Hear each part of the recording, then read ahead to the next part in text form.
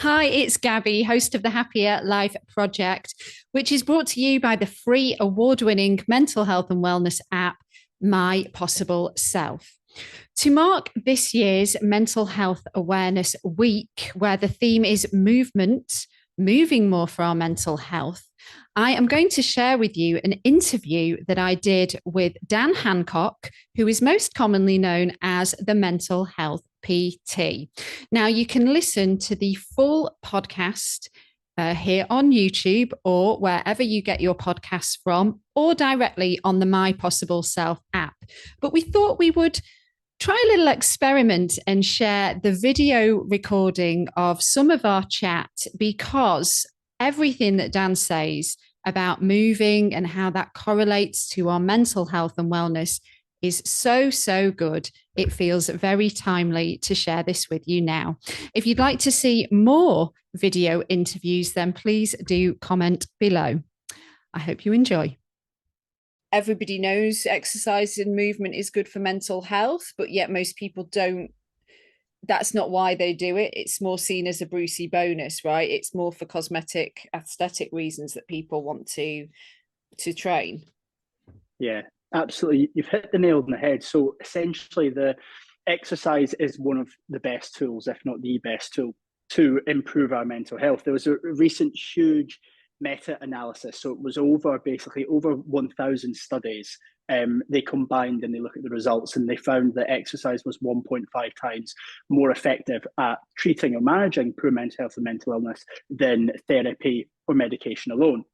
Yet, if you were to, train as a personal trainer, mental health isn't mentioned once in the qualifications that you need to go and, work on the gym floor. And it's got the term personal for a reason. It's a very personalized approach, and yet coaches are, basically putting people's health in their hands, people's lives in their hands, yet they're not equipped to deal with one of the main reasons why people are coming to exercise. So, it started from a place of frustration for myself. I was having these sessions and I had this huge desire to want to help people. Exercise had been a gift to me and I wanted to share that gift with other people. And that's one of the main reasons why people actually become a personal trainer. Exercise has helped them, therefore they want to help other people. And I soon realized that I absolutely was not equipped whatsoever to be able to deal with the complexities of human behavior, to be able to deal with the emotional reasons why people want to exercise or feel like they can't exercise or get a result. And it was just becoming increasingly obvious that people were coming to me with a lot more complex issues. Someone may come to me, the traditional most common reason for someone reaching out would be, I want to lose weight, I want to lose fat, I want to change my body image. They send you a picture of an influencer saying, help me look like this. But when you peel back the layers, I'm not necessarily saying this is a negative motive, but it's nothing to do with that. It's to do with low confidence, low self-worth, a lack of identity, confusion over their identity, body image issues, body dysmorphic disorder, and all these things that are underlying. So it was born out of frustration. And luckily, for us now, people, as soon as we announced what we were doing and we were going to be training up personal trainers to be able to help their clients with their mental health, everyone was like, right, this makes sense. So that happened a few years ago now. And we're well on our way to transforming the fitness industry. Let's talk about goal setting. And like you touched upon, most of them are, I want to drop X amount of pounds, I want to get shredded. But it might not necessarily be the crux of the issue. It is maybe something underlying, such as low self-esteem. And so perhaps sometimes if they do lose the weight or do gain the muscle or whatever the goal is, then that does give the self-esteem a boost. But then is that a short-term fix? What happens if, in order to get this body, for example, I recorded earlier this week a couple of episodes with a sports nutritionalist called Renee McGregor, and we were talking about orthorexia and of course, we're over obsessive working out is as much as of a problem for orthorexics as the clean eating and the restriction diets. And she gave Davina McCall as an example of somebody she said in her own words clearly had orthorexia because she was addicted to exercise. She's released a book on completely eliminating sugar, and yet she made me think about the people looking at Davina going, she looks incredible, I want to look like her. But then it's so unachievable unless you have got the luxury of 3 hours a day that you can dedicate to exercising like that, and you have maybe got access to somebody that can help you with the cooking or whatever. And then you've also got the pressure of being in the public eye. If you know, it's kind of setting yourself up for failure, isn't it, as well? So have you seen a lot of that too? I'd imagine so. Absolutely. It's interesting, actually. So there's a new coined term now above orthorexia, which is healthy orthorexia, which is basically individuals who, again, they'll obsessively track their calories, they'll obsessively cut out foods, they'll obsessively exercise, but people actually think that that's healthy. So it's got the term healthy in front of it. And it's absolutely not, because it's one of the biggest predetermining factors to obsessive compulsive disorder, body dysmorphic disorder, and eating disorders. The issue is, Gabby, that, say, for example, imagine you reached out to me as a coach and you said, Dan, I want to, drop weight, then I'm going to be happy. I want to change my body shape and I'm going to be happy. If I was to turn around to you and say, right, okay, well, how about I help you become the happiest, most confident, most self-assured, most energetic, version of yourself that you've ever been, right? I'll give Sign me up. I'll give you all of these desirable traits, characteristics, lifestyle, behaviors that are going to make you the happiest you've ever been, right? But here's the catch. I don't change the way that you look. Would you still accept that? And would you still want that? Oh, now I'm scared to answer. Well, the answer is... Yeah, go on, tell me what the answer is. The answer is that of all of the available research that we've got, pretty much everyone would say yes. They would take all of those lifestyle changes, traits, internal happiness without changing the way that they look. So what that tells us then is actually looking a certain way isn't the true goal. That's what individuals think is going to make them happy. So if they're coming, from a place of low self-worth, insecurity, low confidence, which, we'll face it, most people do. A lot of people, struggle finding their way in the world with imposter syndrome, and they end up criticizing their body because they don't like where they are in life. But if they've just answered that question and showed, well, actually, it's nothing to do with the way that I look, I just want to be happy and confident. When they go and set a body image goal as their goal, what then happens is, because that's not actually their true goal, the true goal is to be happy, confident, experience love, they're therefore not going to be as motivated to achieve it. Therefore, they're more likely to skip sessions. They're more likely to fall out of love with the gym. They're then more likely to feel guilty and feel shamed about their exercise journey, which ends up increasing, problematic relationships with exercise and nutrition. So the issue that we have is that we live in a materialistic world, and everyone is told, these celebrities, these supermodels, these influencers are happy because they look a certain way. People think that that's what's going to make them happy. But ultimately, looking a certain way is what's known as an extrinsic goal. So an extrinsic goal is something external. It's, a reward, an achievement. It's getting some sort of praise. And body image goals fit into that. What we want individuals to be able to do is exercise for intrinsic reasons, which is exercising for the sheer love of exercising because they enjoy it, it makes them feel good. And what ends up happening is, because then there's not this obscure materialistic goal, these individuals are more likely to exercise because they want to, not because they feel that they have to. Exercise is seen as a privilege rather than a punishment, and they're more likely to stick to it because they love it, be consistent, build to it, habituation, and achieve their goals. So the issue then is that majority of people are exercising for the wrong reasons. And in January in particular, 95% of New Year's resolutions are fitness related, Mm. yet only 10% of these people will last past month 3. And it's because majority of the time, there's lots of other factors, but majority of the time it's because they haven't set the right goal. Mm. So interesting. So then in terms of like the exercise itself, is it still the same type of exercise, but it's just the motivation behind why you're doing it is different? Yeah, absolutely. It's a great question. So ultimately, the exercise doesn't matter. It doesn't matter. It's whatever you do that you enjoy. Whatever you do that you enjoy. And I say this sometimes to some coaches and clients and lots of different people, and it's kind of like a light bulb moment, but it just kind of makes sense. It's like majority of the time people treat exercise as a means to an end. I have to exercise to do this. And anything that's a means to an end that you're not actually, really wanting to do, of course, you're not going to stick to it. If you love podcasting, you love hosting. If you hated it, you're not going to stick to it, are you? And it's that same thing with exercise. So ultimately, the goal is one, exactly what you said there. It's for individuals to find the real goal that they can work towards, the real kind of core driving motivator, which is always deeper than body image. It's body image is surface level for a reason. We want to get deeper. And then it sounds so simplistic, but finding a form of exercise that they absolutely love.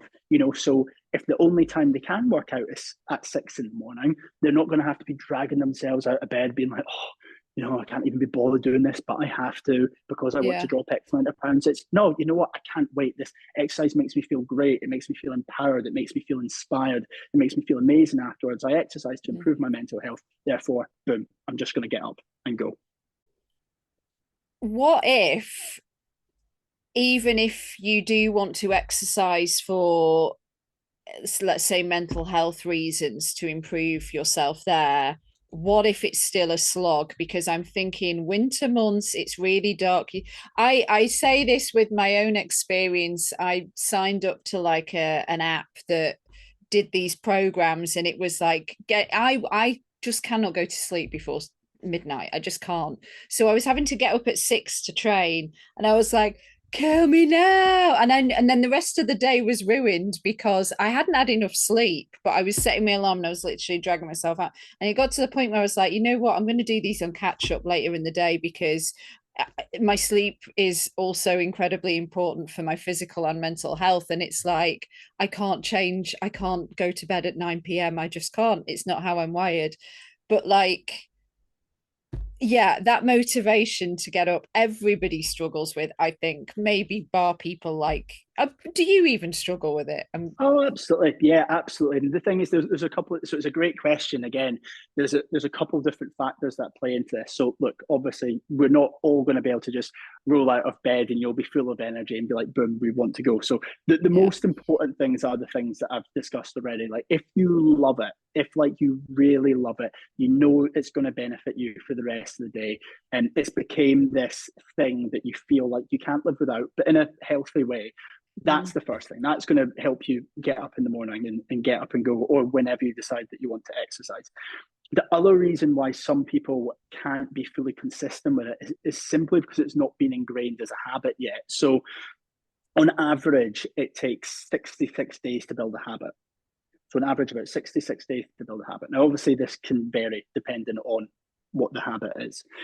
And for a lot of people who will really struggle to be able to get up and go and exercise, it's actually got nothing to do with the exercise. Exercise is blamed because that's the thing that seems difficult, right?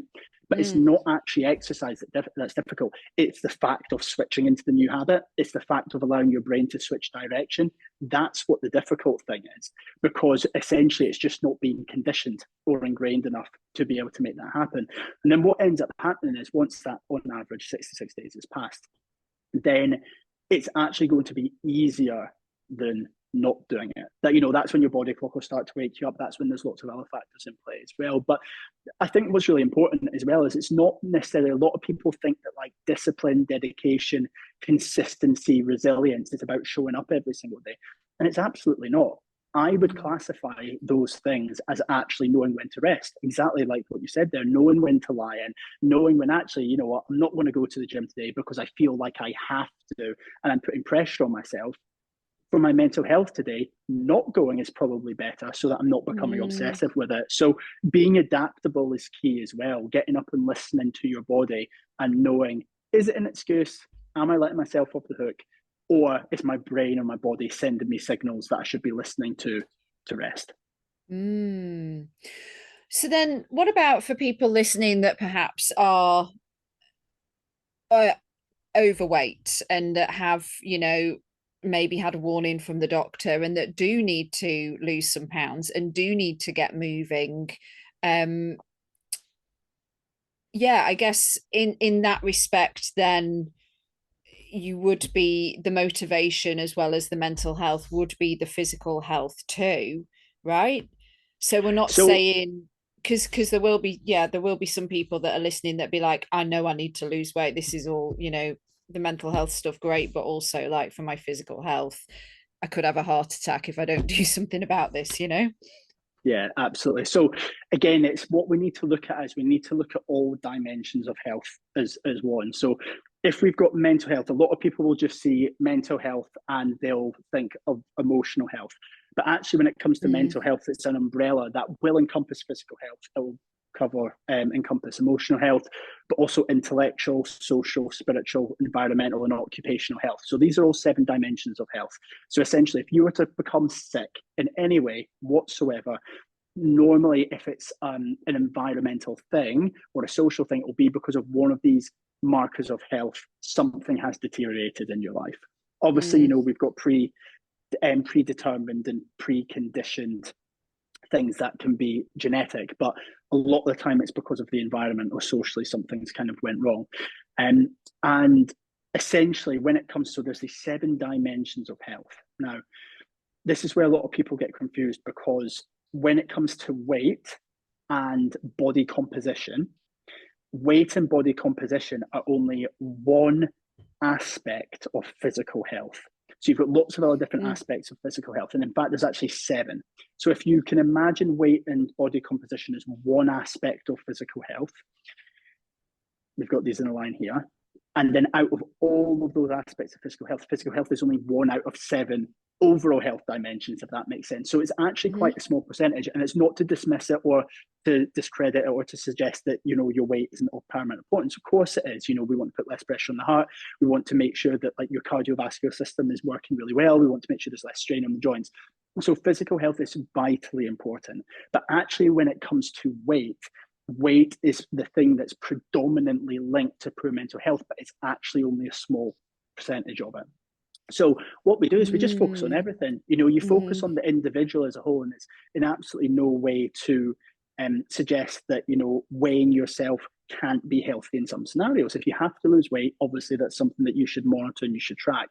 But actually, when it comes to the vast majority of individuals, including individuals that may be struggling with obesity, taking into account the social, environmental, and mental factors isn't just important for their overall health, but it's also one of the key indicators to why they may struggle to lose weight in the first place, if that makes sense. So again, I'm going to butcher the study. So this is 100% me not pathologizing, and this is me not to suggest that individuals struggling with obesity will have had to have been through something traumatic. I'm not suggesting that whatsoever. But it's a very, very high percentage of individuals who really, really struggle with obesity that may have experienced an adverse childhood experience, or may potentially even have less dopamine receptors in the brain, meaning that they're more likely to get dopamine, which is a pleasure response, through food, which suggests that it can be a lot more of an impulsive thing as opposed to, right, you just need to go in and move more and drop your calories from a physical standpoint. Hopefully that makes sense. And yeah, it's absolutely not to discredit the losing weight standpoint. It's just that we need to look at the bigger, wider picture all the time. Yeah, no, totally. I mean, it makes me think of like stress eating and comfort eating. It's an emotional or, mental problem there, isn't it? That's making you reach for the packet of biscuits and not stopping at one, for example. Gosh, it's making me think like a few things in terms of you and what you're doing.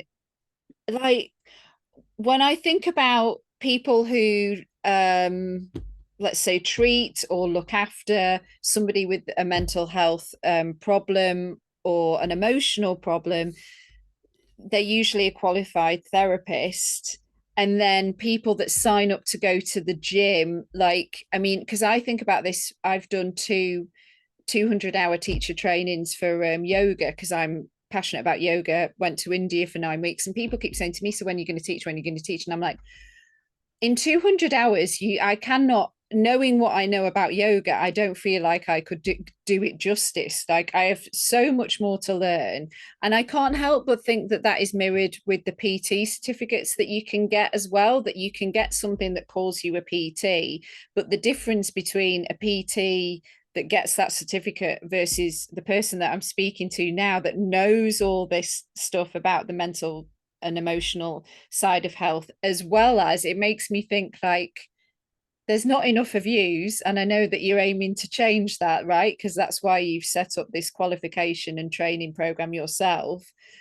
But like, yeah, if you just want to kind of pick up where I'm leaving off here, like how do we find more reviews and yeah, tell us more about the work that you're doing to sort of bridge this gap, because it's like you have to be on top of your game physically, but also, really know your stuff mentally to be able to give somebody the kind of support that in an ideal world, if you're going to pay X amount of money for, that you're like you said, getting to the root cause. Yeah, absolutely. And I think the term that you used there was so key. It was this bridging the gap. And that's what it is. And look, we've got multiple different sectors for multiple different reasons. Okay. There's a reason why therapists and counselors need to go and study a degree, put in the hours of work, in order for them to become qualified and safely support individuals. Right. There's an absolute, that's a necessity. That has to happen. But the issue is there's sometimes quite a lot of red tape as well. So, say, Yeah. for example, imagine I was coming to you, I'm struggling with my mental health, okay? And I've reached out, I've built up the courage and the bravery to reach out to a local therapist, and that's you in this scenario. Now, although you would have these incredible set of skills, and I promise I'm not dismissing or discrediting the work of therapists, counsellors, because it's life saving, but this is just an example.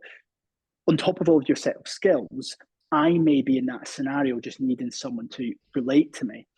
Because of a contract you've signed as a licensed mental health professional, you wouldn't be able to say anything personal about your situation and relate. And I know that's not important always, but that means then sometimes there can be a disconnect. And this is why sometimes people will go into a doctor's surgery and reach out and they feel like there's no support. So there's no relatability there.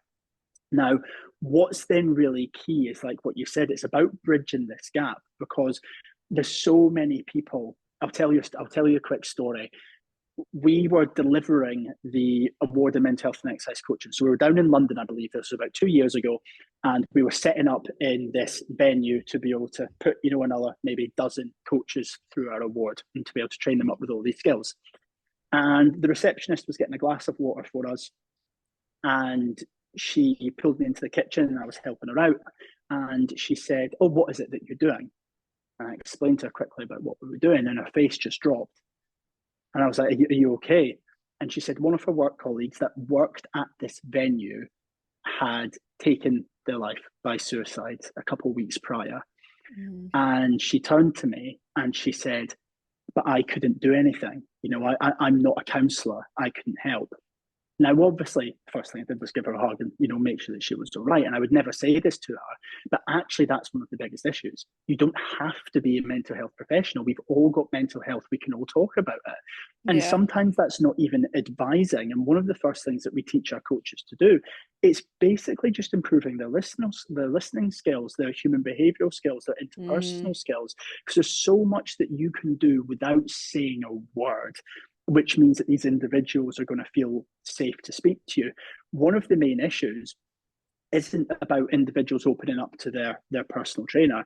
isn't even to do with, well, what does the PT do off the back of it? Obviously, we have to have clear referral networks and systems in place, but a lot of it is actually just being able to build that emotional connection with the client that a lot of personal trainers do not have, because it's all about what were your steps this week? Did you stick to your calories? Right, we're going to teach you how to squat this week, without realizing that the gym floor is actually the perfect environment for someone to speak about their mental health, because there could be trust there with the coach. They see them as a role model, therefore they want to confide in them. The chemical responses when you exercise, the serotonin, is going to make you more optimistic, more likely to share. The environment, because it's not a doctor's office, it's relaxed, you're standing side on as opposed to front on. So there's all these incredible reasons why individuals are actually opening up to their PTs now already. It's about giving the PTs the conversational interpersonal skills to be able to handle that a little bit better. So the great thing about that is, although our role is serious, we're taking on a lot more. We're helping vulnerable individuals, and it's not to be taken lightly. But the great thing is actually initially all we need to do is give them some safeguarding training, mental health training, help them to understand people better. And then that gets the ball rolling when it comes to the support that they can give. So the great thing about what we're doing just now, so I mean, we've got over 300 coaches just now. We've got close to about 320 now, which on one hand is huge. That's great for a couple of years. When it comes to the fitness industry as a whole, that's minuscule. It's absolutely in the ocean, minuscule. yeah. Oh, absolutely. How long? Sorry, just to cut you off there, but I'm just curious. How long does the training program last? Like, if we've got any PTs listening that might be interested in getting that training. Yeah, thanks for asking. So the award in itself lasts 12 months. Now, the reason that we've made it this way, as opposed to, you can come along for a couple of weekends and learn, is ultimately there's so much to teach. Similar to like what you said when it comes to like the yoga course. I mean, like 200 hours, it's a lot, but ultimately there's so much that we can offer. Also, we want to make it as accessible as possible. And a lot of these coaches are busy and running their own business. So we don't want to, bombard them with a really intensive course that lasts a couple of weeks and they've got no time to do anything else. We want to spread out that learning throughout the year. So the way that I like to frame it to PTs, so if there's any PTs listening, is that, 12 months, it might seem like, I want to get it done sooner, but do you want to get it done sooner? Surely you want to actually be able to know how to really help these people in a much deeper way. And also, it's not just about learning, it's about support. So all throughout the year, we're able to help with the practical implementation, the integration, the day in, the day out, the issues that we can actually solve live for them, as opposed to them having to do it on their own. And the other great thing about it is, and I don't actually know many other courses that do it this way, but we fought hard for it to be this way, a PT can start practicing immediately. So they don't need to wait till the end of the 12 months. They need to wait till the end of 12 months to become certified, but they can practice immediately because we're giving them all the support and the safeguarding education first. So they can start immediately. Wow, that's amazing. And I love the fact that you hold space and that you highlighted the importance of like listening, because I do think that sometimes doesn't get highlighted enough, that it's like, and in fact, actually in my yogic studies, that was one of the things that we learned, was to just hold space without projecting our opinion back, even if it's with the best intentions, like we want to help. It's just actually sometimes all that person needs is like the space, to release, because otherwise it might end up being misdirected and going somewhere else, or you end up confiding with a loved one and then they project and it's not what you want to hear, and blah blah blah, yourself. In terms of like the advertisements and the promos for the diet plans, for the gym packages, and we've talked again, about how this is not necessarily the healthy option, but like it's easy to get sucked in, isn't it, via social media in particular. What's some of the more harmful things that you've seen? What are some of the red flags that we should be looking out for in terms of like, because I'm not saying that we shouldn't if we want to get healthier. I think that's a great goal to have, but like, how do we make sure that we just don't get sucked into the wrong thing? Yeah, and again, it's a fantastic question, and it's so key, because look, we want more people to be taking up exercise. We want as many people as possible to be happy and healthy and moving. And as it stands, you might not believe this because you obviously love exercise. I love exercise. A lot of your listeners will love exercise, but only 13% of the UK population exercises regularly.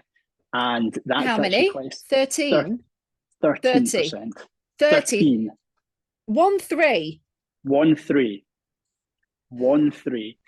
I know, right? And this is then one of the issues. And a lot of people, again, think it's exercise that the issue is, but it's the barriers to exercise that are some of the issues. Some of the barriers, gym anxiety, people getting put off exercise at an early age, whether it was PE in school. If you were, say, for example, if you were to coach a client, imagine you were practicing your yoga and you had women over 65 come into your class, it's likely that they may not have even been allowed to do PE in school before the Act was passed in the UK. So there's so many different barriers to exercise, so many. Now, a lot of people put off exercise at an early age. So the issue when it comes to marketing is that most personal trainers are taught to share aesthetic body image goals. Now, one of the first things that we've touched on there is actually that's not the real goal. And we need to be able to be communicating with people in a deeper way. Because again, like if you were to come to me and you're like, Dan, I want to, drop a few dress sizes, I'm going to be happier. That might be the case. You looked at that might be it, and you might be more confident. And I'm sure that you would be. But if you were putting far too much pressure on this, and I said instead, well, actually, how about you come and exercise so you can have more energy throughout the day, so you can have more creativity when it comes to your work. So if you were a parent, so, you can be fit and healthy and set a good example for them. Those are the real reasons why people want to exercise. So if you are seeing posts from PTs online and they're just focusing on the aesthetic goal, I'm not saying that it's a negative, because you may simply have an aesthetic goal, but I would search for something or someone who's talking about something a little bit deeper. The real reasons, what you're going to achieve, the lifestyle goals. So that's one thing to look out for. Another really important thing to look out for is when people are advertising a short time scale. We are conditioned to want everything like that these days, aren't we? You turn on the TV, you find a movie like that. You need to order a new mic for the podcast. You go online, you order it like that, and we expect results like that as well. But ultimately, I say this quote all the time: imagine that you'd never been able to find a form of exercise that you enjoyed your whole life, and you've been in a bit of a rut. Let's say for majority of your adult life, okay? If you walk deep into the woods for 12 years, it's not going to take you 12 weeks to walk back out again. And I'm not to suggest that it will then take 12 years to, get out of the woods. But ultimately, people still view exercise as a quick fix. We need to realize that ultimately to make long-term, sustainable, maintainable changes, it's not going to take years and years. But if you want to get real results, you need to dedicate more time to it and realize that it's not a quick fix. It's a lifestyle change. It's not a means to an end. And it's all about, the journey as opposed to the destination. So watch out for people advertising quick fixes, shred programs, anything where they've mentioned, 6 to 12 weeks, anything like that. Just please avoid that, because ultimately these coaches are wanting you to drop loads of weight in a short space of time so they can advertise it. Then, based on advertisements, not saying avoid the body image things, but just look for the deeper context that they're sharing behind it. But the most important thing is, look, when you follow people online, go with the person that you connect with, because ultimately one of the main reasons that that clients leave PTs is because they don't have a strong emotional connection with this coach. If you're going to be learning from this coach, if you're going to be putting your health in their hands, if you're going to potentially be spending a couple of hours a week with them, you have to like them. You have to have the same values as them. You have to share interests with them. So go with the person that you think that you connect with on a deeper emotional, even spiritual level, and you're not going to go far wrong with that. Would it be reasonable then if I'm calling up my local gym and I say I'm looking for a PT to work with maybe a couple of times a week, would it be reasonable to say this is my kind of, this is who I feel like I would gel with, or just so you kind of getting a bit more of a match? Because some PTs might be more aggressive than others. Some might have some of your ways of thinking in terms of like making sure it's a 360 approach to health, but then others it might not. So because I do feel like there is still a lot of gym intimidation, isn't there? So like it might just be a hurdle picking up the phone and actually getting through to somebody. Yeah. Yeah, like can we be asking more for what we want versus like this is what we get when we sign up? Yeah, absolutely, 100%. And look, it may take a little bit of trial and error in the same way if anyone has sought mental health advice, a lot of it will be rare that someone has just hit the ground running with the first therapist that they've ever spoken to. Yeah, Sometimes it it's takes a true. little bit of trial and error. And look, the exercise just needs to become a lot more accessible. So the issue with going to a gym, even if you have the courage to go to a gym, I think it's like 50% of around 50% of non-gym goers don't go because they find the gym really scary. And then 67% of people with gym memberships don't even go. So there's that gym anxiety at play. One of the issues is that, right, there's not many industries in the world that revolve around multiple people running a business in competition with one another, working underneath another business. That doesn't really happen because you've got the gym, and that's the business. Yeah, And then you've got multiple people trying to run a business underneath that. It's very right. rare you'll see that. You'll maybe see it in tattoo parlors, for example, or maybe hairdressers. You'll have multiple people running a business underneath that business, right? So what that breeds is a toxic environment, a lot of competition. It's me versus you. Imagine me and you are on the gym floor with one another. I'm not speaking to you in the staff room because, you're my competition. I'm not, telling you about Does this this client result. happen? Yeah, absolutely. Absolutely. Wow. So that's one of the issues with contacting a gym itself, is because there's this kind of this environment where, it's dog eat dog, you don't know who to choose. But honestly, it may sound just really simple, but the best thing you can do is you go into a gym, you join the gym, you look at the trainers, and you just see who's giving the genuine, who is giving 100% of their attention to their client as opposed to sitting on their phone, who is smiling, who is engaging. Try and listen to some of the conversation. Are they talking about really important, meaningful stuff as opposed to, the kind of the generic physical stuff?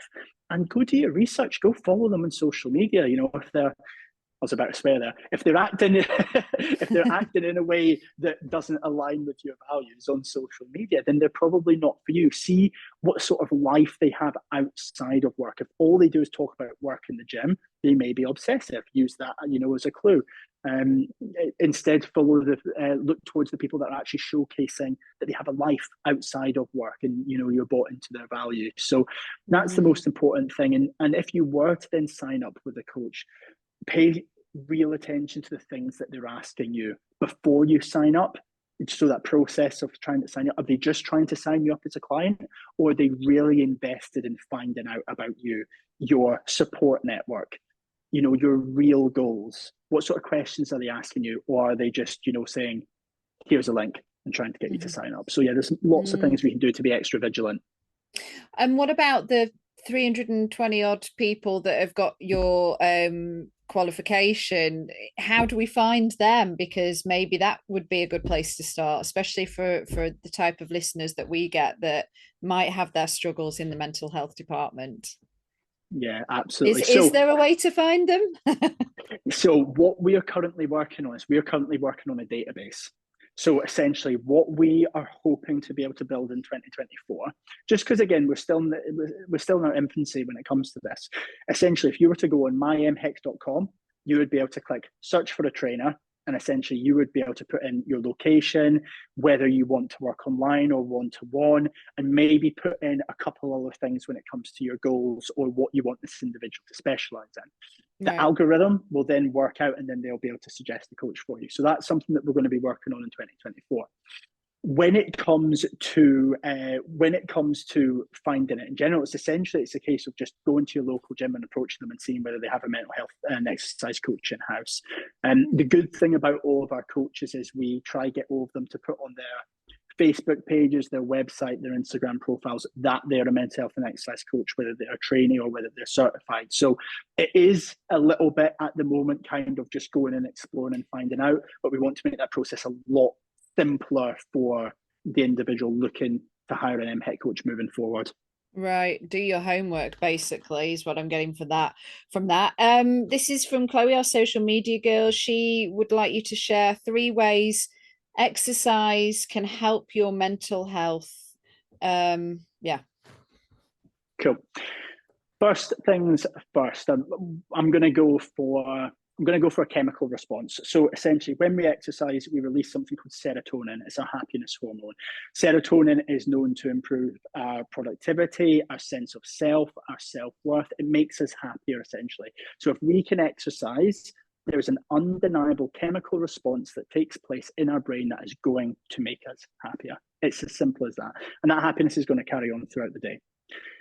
Another response that happens is we get a dopamine response. So dopamine is a pleasure response. It's more short-lived, but dopamine is used for energy, focus, motivation. So if we're getting that response, you're more likely to be focused throughout the day. If you were to exercise before filming this podcast, you're going to be more on the ball. You're going to see things more clearly, greater clarity. And another response is for you're going to de-stress as well. So exercise is great in the sense of it is putting stress on your body, but it also regulates your nervous system because you're connecting with your body, because you're connecting with your breath. You'll know this as a yoga teacher.